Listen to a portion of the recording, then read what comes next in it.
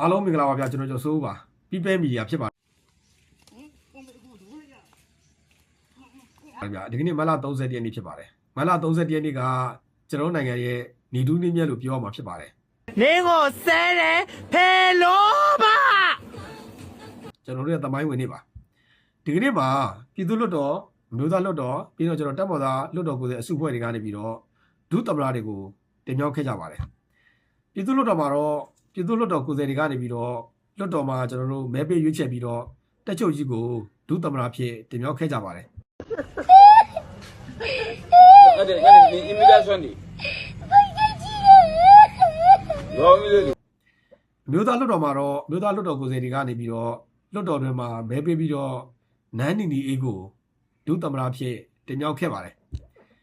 တပ်မတော်သားလွှတ်တော်ကိုယ်စားတွေကတော့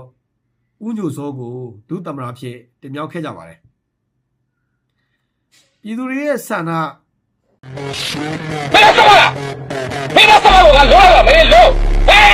ပြည်သူတွေရဲ့ဆန္ဒပြည်သူတန်းပေါင်းများစွာရဲ့ဆန္ဒကတက်ချုပ်ကြီးကိုသမ္မတဖြစ်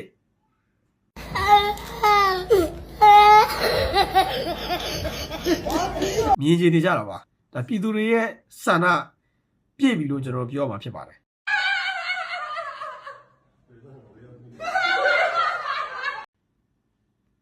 ပြည်သူတွေရဲ့ဆန္ဒပြည့်ပြီပေါ့ဗျာပြီးတော့ကျွန်တော်တို့ဦးညိုစောပါဦးညိုစောက2025ရွေးကောက်ပွဲမှာရန်ကုန်တိုင်းဒေသကြီးကိုကိုကျိုးမြို့နယ်ပြည်သူ့လွှတ်တော်ကိုယ်စားလှယ်ဖြစ်